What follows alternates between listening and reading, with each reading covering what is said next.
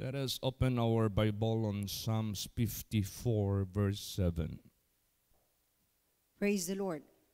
For he has delivered me out of the all trouble, and mine eye had seen his desire upon mine enemies. Ayan. Hindi ito matatawag ng ating just a flattery. Hindi ito just an expression for nonsense. But this is really true and faithful statements. Sinabi dito, for he hath delivered me out of all trouble. So ang Diyos magtulong sa atin, it is not partly of our trouble, it is not partial of all our troubles, but it is out of all our troubles. No? Siya yung magbibigay sa atin ng deliverance. Siya yung magbibigay sa atin ng solusyon. Siya yung magbibigay sa atin ng katagumpayan. He hath delivered me out of all trouble, and mine eye hath seen his desire upon mine enemies. Ano bang desire ng Diyos sa ating mga enemies? And what are these enemies about? Of course, kalaban natin yung nagpapahamak sa atin, walang iba, ang mortal enemy ng Diyos.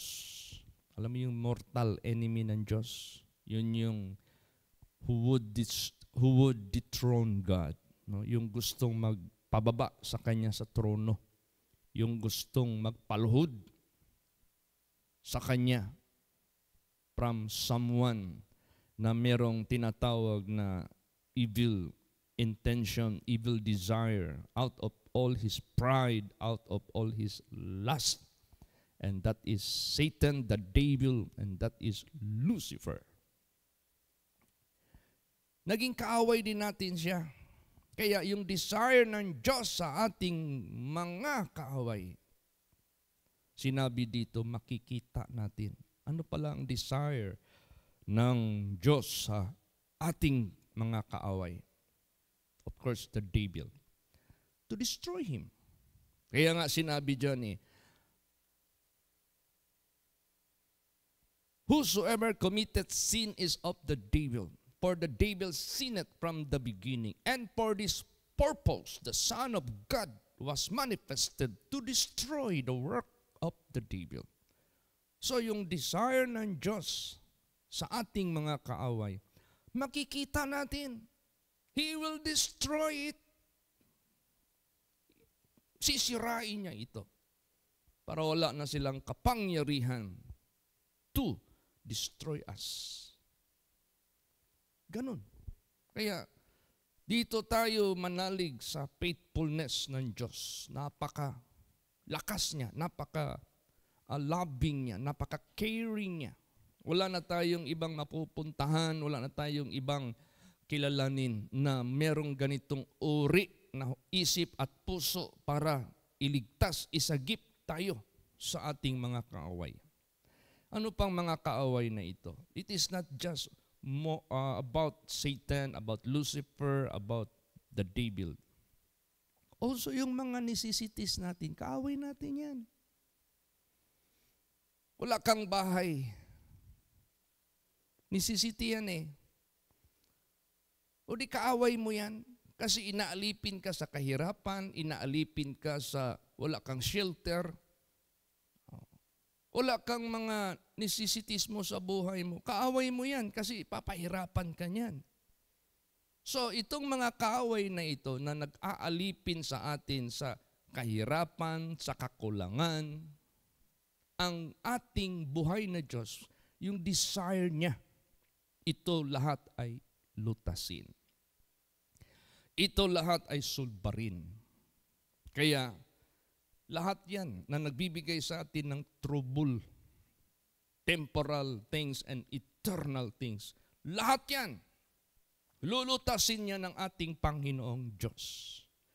Kaya sa buhay natin, kampante tayo sa ating buhay na Diyos. Yes, Hindi natin ma-deny, ang dami nating dinaanan na kahirapan, ang dami nating nadadaanan na mga kakulangan sa mga necessities natin, ang dami nating nadaanan na experience. But, yung ating mga prayers, yung ating faithfulness sa Diyos, hindi ito naging nonsense at naging void at naging useless sapagkat ito yung naghatid sa atin sa katagumpayan. Lahat ng ating mga necessities, in terms of our personal necessities, God hath provided. Lahat ng ating mga necessities for the work of the ministry, for the church, for the benefit of the congregation, gi-provide ni Lord Jesus Christ. So, ibig sabihin niyan, yung ating Diyos ay totoo. Lahat ng troubles natin, ililigtas tayo. Of course, maghintay tayo. Of course, we must be patient. Of course, we have to wait. Hindi naman pwede shortcut. Hindi naman pwede instant. You have to go through the process. Pero totoo, praise the Lord. Pero merong realidad. Kaya, totoo ito lahat. For He hath delivered me out of all trouble, and mine eye hath seen His desire upon mine enemies. See? Yung desire ng Diyos sa ating mga kaaway, makikita natin paano niya ito isa-isahin tumbahin. Paano niya ito isa-isahin lutasin by the grace of God. Hindi ma-deny na kahit righteous ka, kahit sumusunod ka pa kay Jesus, mag-suffer ka talaga ng mga necessities. Mag-suffer ka talaga ng mga affliction. Pero ito lang ang kagandahan niyan, hindi ka pabayaan ng Diyos. Hindi ipikit ng Diyos ang kanyang mga mata na wala siyang pakialam sa atin pag righteous ka. Titingnan ka ng Diyos at susulbarin ng Diyos ang lahat na nakikita niya na kailangan natin. Basahin natin yan. Psalms 34 verse 19. Praise the Lord. Many are the afflictions of the righteous, but the Lord delivereth him out of all them all. Yan. Yes, maraming afflictions ang mga righteous. Of course, we will pass through the process. Hindi tayo pwede mag-shortcut. Anyway, ikwento lang natin yung kahirapan natin noon. Ikwento lang natin yung ating pagsimula noon. Ikwento lang natin lahat ng ating karanasan. Bakit pinaranas tayo ng Diyos? Para madama natin that God is real. Kung pinadama ng Diyos sa atin yung kakulangan, kahirapan, lahat, pinadama din ng Diyos sa atin ang kasaganahan. Pinadama din ng Diyos sa atin ang provision. Pinadama din ng Diyos sa atin ang solusyon. You cannot feel the solution if you will not go through problems. You cannot feel the comfort if you will not go through first afflictions. Para malaman natin at ma-realize natin that God is faithful to His promises. God is true to all His statements na sinabi dito sa Bible.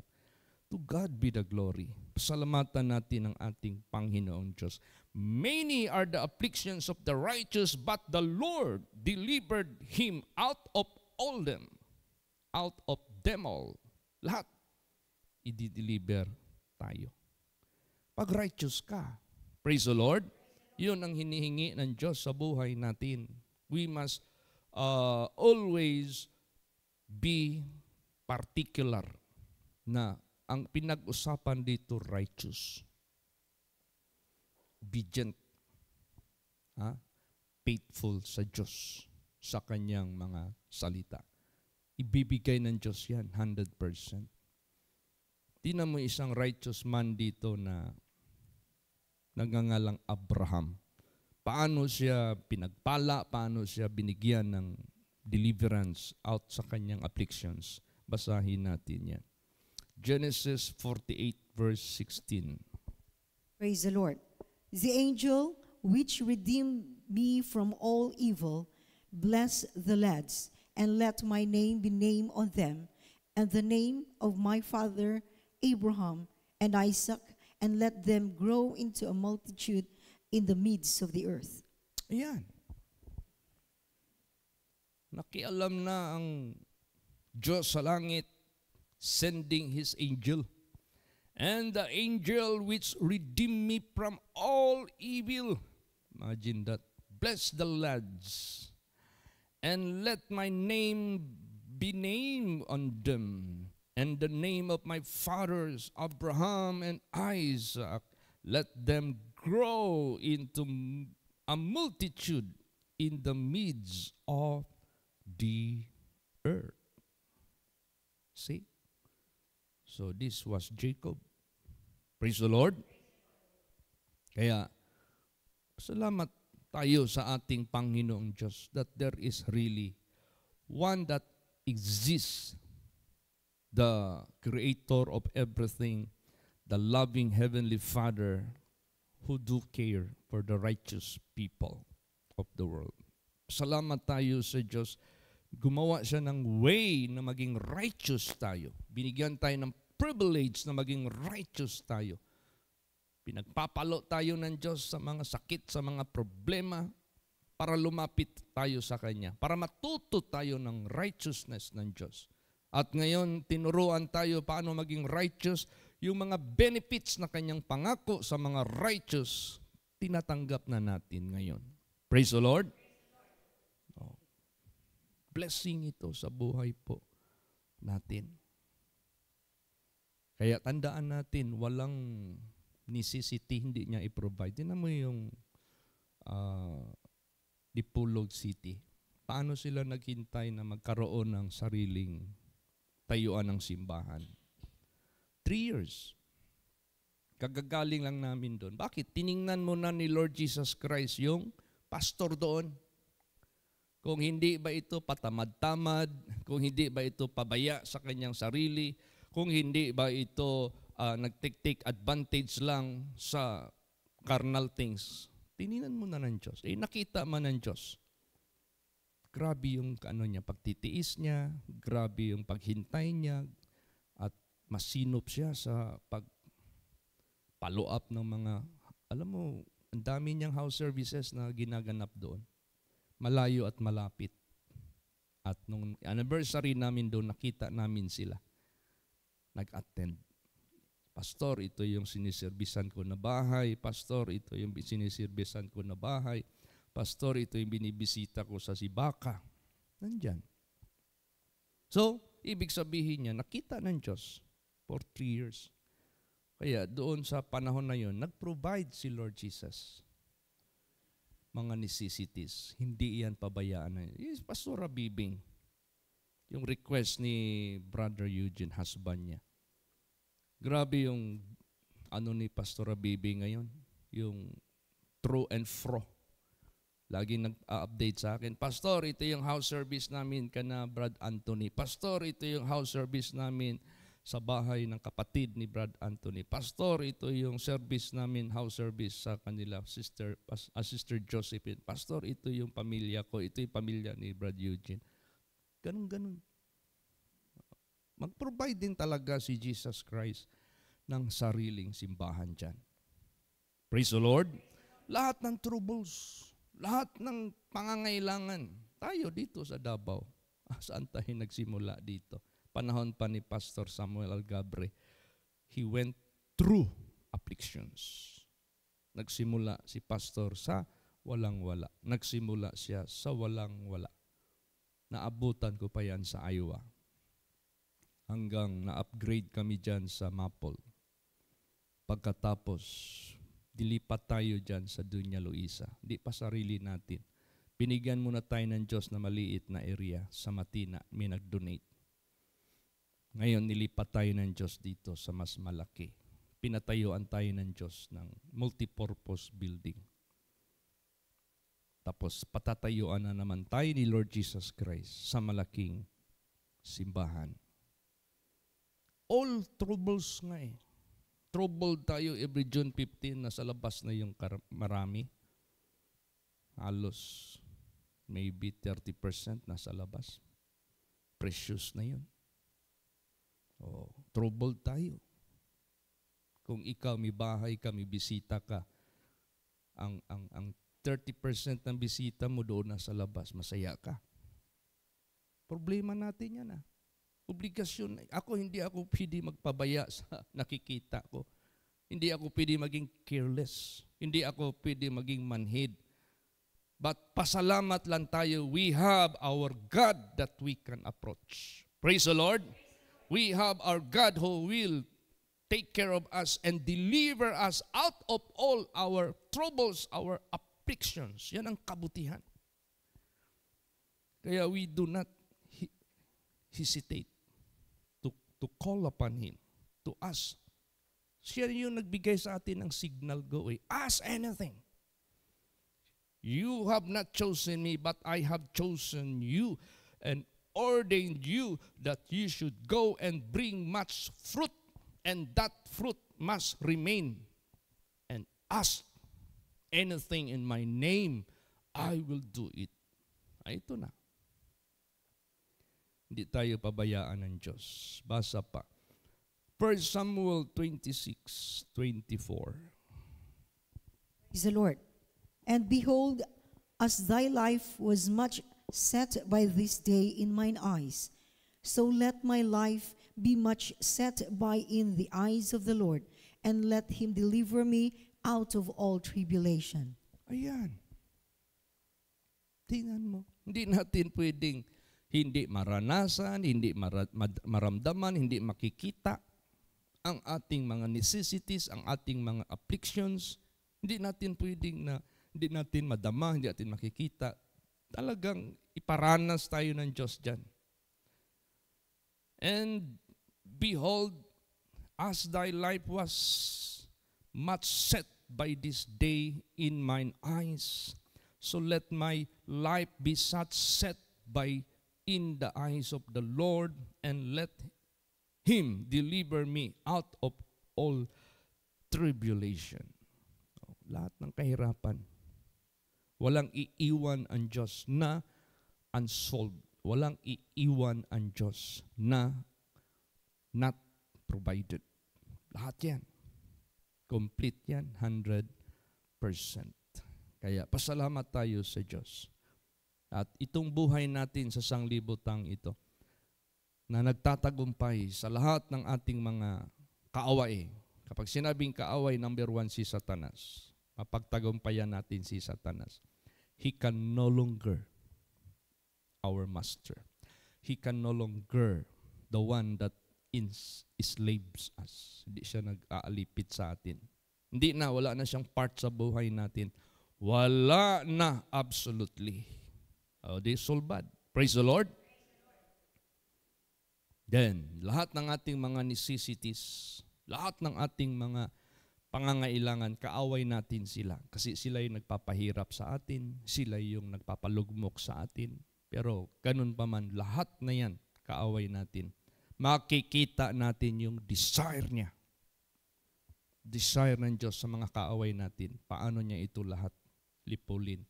Paano niya ito lahat sulbarin? Paano niya ito lahat i-supply, i-provide? Basahin natin, lalot na sa spiritual side. Basa, 2 Timothy 4:18. Praise the Lord.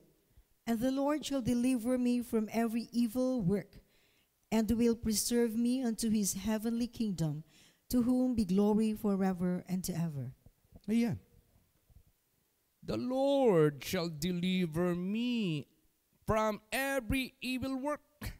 See, hindi na tayo manggagawa ng masama. Hindi na tayo alipin ng masama na gawa. Niligtas tayo ng Diyos. Binigyan tayo ng Diyos ng kalakasan, binigyan tayo ng Diyos ng wisdom, binigyan tayo ng Diyos ng fear of God, binigyan tayo ng Diyos ng faith, binigyan tayo ng Diyos ng lahat ng mga necessary wisdom, knowledge, understanding, and characters para wala ng evil work na manaig sa buhay natin. The Lord shall deliver me from every evil work and will preserve me unto His heavenly kingdom, to whom be glory forever and ever. Di ba?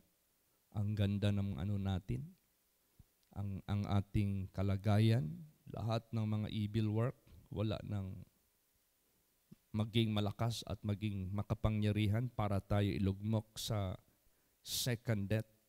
Tapos preserve pa tayo. para sa heavenly kingdom. Imagine that. Napakalaking impact sa buhay natin. Praise the Lord.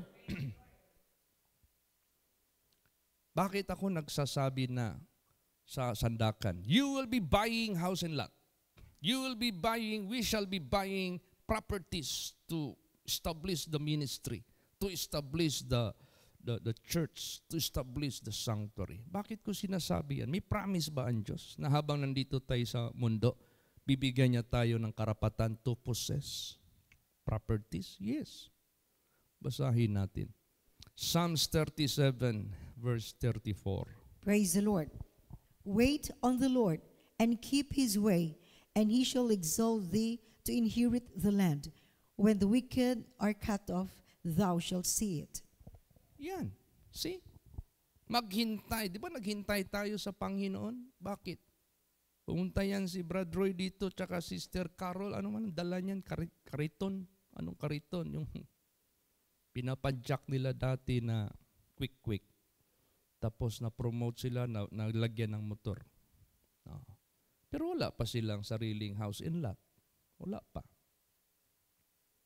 Yun yung dumating ako dito, wala tayong sariling sumbahan, wala tayong sariling lupa, wala akong sasakyan. Ilang taon kaya kaming nagbaktas, nag-commute, hanggang nakamotor kami ng single. Hindi pa sarili ko. Pinahiram lang sa akin ng isang kapatiran natin na nagpakita ng concern. Pero dahil sa ating paghintay, dumating din. Praise the Lord. Dumating din. Hindi tayo pwede na nag-iintay tayo sa Diyos tapos walang dumating. Ano siya, sinungaling? Ano siya, bulag? Hindi nakakakita sa ating mga necessities? Ano siya, bingi? Hindi siya nakakarinig sa ating mga iyak? Hindi po. Sinabi dyan, the hand of God is not shortened that it cannot save, neither his ear is heavy that it cannot hear. Makakarinig siya. Kaya tanggap natin ang mga anak ng Diyos, nakapwesto na sa yung mga miyembro natin na wala dito sa compound, may mga sariling bahay na. Praise the Lord. May sarili na silang house and lot, may sarili silang mga sasakyan by the grace of God. Di ba pangako yan ng Diyos? Lahat ng mga kongregasyon natin, halos may sarili ng mga simbahan. Yung mga baguhan, nagkakaroon na. Kaya yung na-request ni Brad Eugene, mapoprovide yan ng ating buhay na Diyos by the grace of God. Nagdi-desire si Brad Eugene na makabili sila ng 4 wheels para magamit ni Pastor Rabing. Kasi si Pastor Rabing, marunong na rin mag-drive. May license na ata siya. Darating yan. Hintayin nyo lang yan. Praise the Lord. Wait on the Lord and keep His way. While waiting, keep His way. And He shall exalt you to inherit the land. Hindi pa ito heaven, ha? Hindi pa ito kingdom of God. Land, nandito pa yan sa lupa. God will give us the opportunity, the chance to possess lands, to acquire properties, to acquire all our necessities. Bibigyan niya sa atin yan. When the wicked are cut off, wala na, putol na si Satanas sa buhay natin. Wala na siyang karapatan at kapangyarihan para tayo ay daigin niya. Thou shalt see it. Nakikita talaga natin yan. Satan has no more activities in our lives. But it is absolutely God, our Lord Jesus Christ. Siya na yung nandito sa atin. Kaya, huwag tayong matakot, mga anak ng Diyos, sa ating mga pangangailangan. Ibigay lahat ng Diyos yan. Basahin natin. Psalms 112 verse 8. Praise the Lord. His heart is established. He shall not be afraid until he see his desire upon his enemies. Yan. Ano ba yung binabalik ko na nga lagi ngayon eh. Enemies, number 1 si Satanas. Enemies, number 2 yung ating mga necessities. Ayaw natin na magpaalipin sa kanila kasi yan ang nagpapahirap sa atin. Pero makikita natin paano ito Lahat isa-isahin ito ng ating Panginoong Diyos, tutumbahin at papalitan niya ng ating Panginoong Diyos na paano tayo mag-overcome sa kanila. Paano tayo manaig sa kanila. Wala kang house and lot, naghihirap ka, madaig mo yan. Magkakaroon ka ng sariling house and lot. Wala kang mga necessities mo sa buhay mo, gusto mo ng vehicle, madaig mo yan, magkakaroon ka ng vehicle. Ano yung kagamitan mo sa pamamahay mo na kailangan mong gamitin para to live comfortably? Lahat yan, ibibigay yan ng ating Panginoong Diyos. At lalo't na doon sa kaharian ng Diyos. Temporary lang ito dito. Huwag natin ilagay ang ating puso dyan. Let not all these material necessities na gi-provide ni Jesus captive our mind and our heart into carnality. But still we remain spiritual-minded. But we must be thankful. Dapat pasalamatan din natin. Dapat i-appreciate din natin ang lahat ng ito. Praise the Lord. Basa pa Psalms 91 verse 8. Praise the Lord. Only with thine eyes shalt thou behold and see the reward of the wicked. Ano yung reward ng wicked? Let us not put it into personal fellow men. No? Huwag nating i-personal ito sa mga kapwa natin tao. Unang-unang kay Diablo. Kaaway yan, totoong kaaway natin. Makita natin kung paano siya naglipa. Paano siya umalis sa buhay natin. Paano siya nasira sa buhay natin. Ikalawa, yung ating mga necessities. Makikita natin. Nung una, wala tayo, nakikita na natin na nagkaroon na tayo. Makita talaga natin. Hindi lang makita, mahawakan pa natin. Hindi lang mahawakan, matirahan pa natin. Praise the Lord. Lahat yan. Basa pa. Psalms 34 verse 6. Praise the Lord.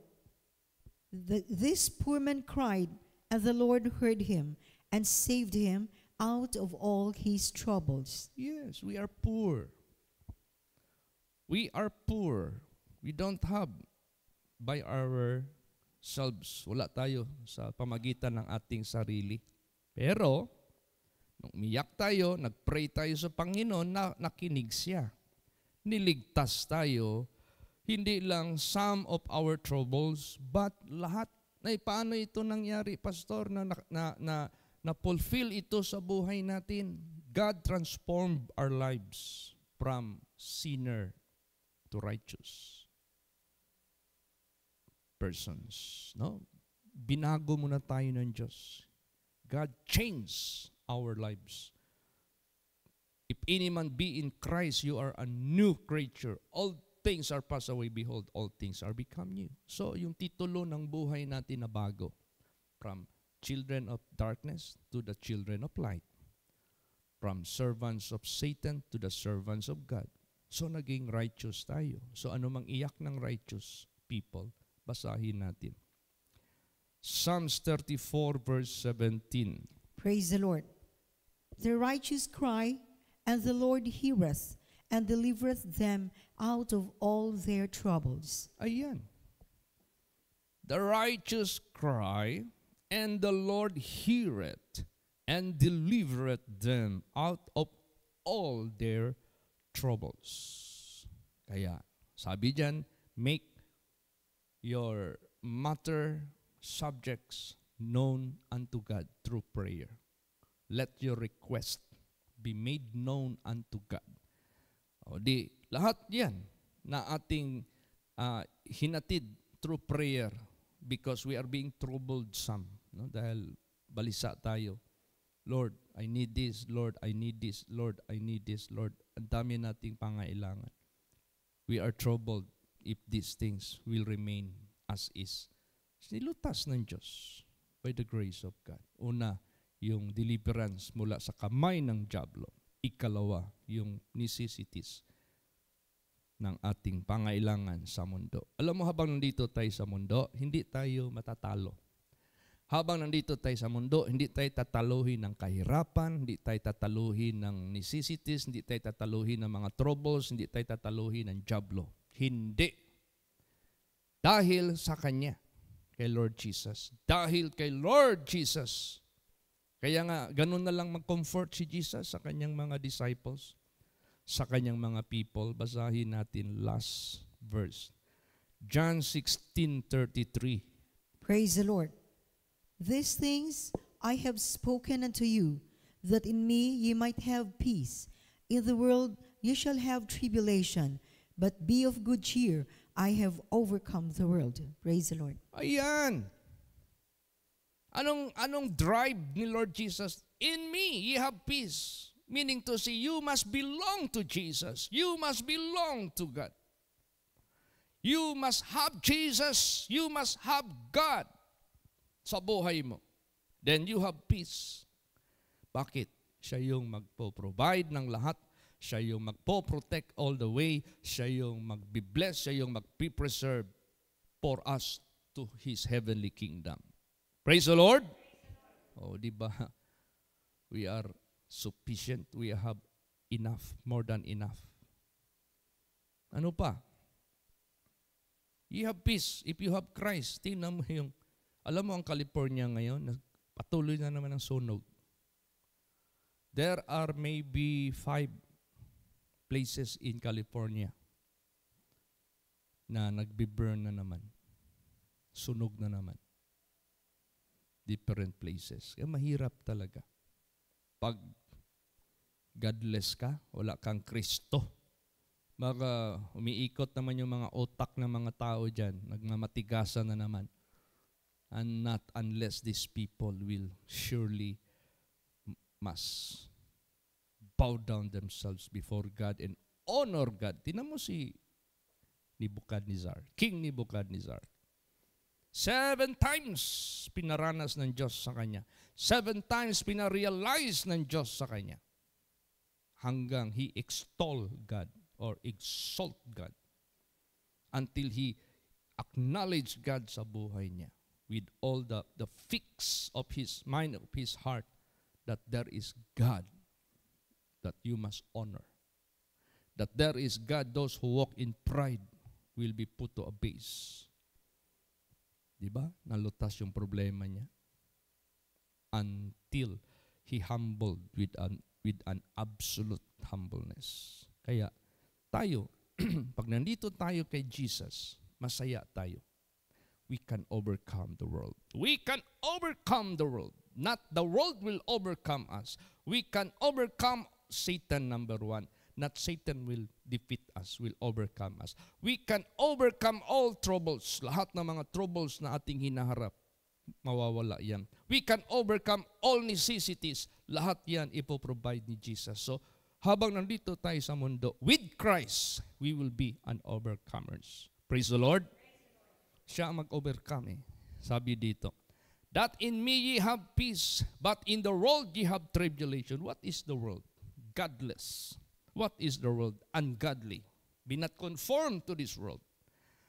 Pag makisalamuha ka sa makamundo na pamumuhay which is ungodly, you are in trouble or tribulation hanggang mamatay ka.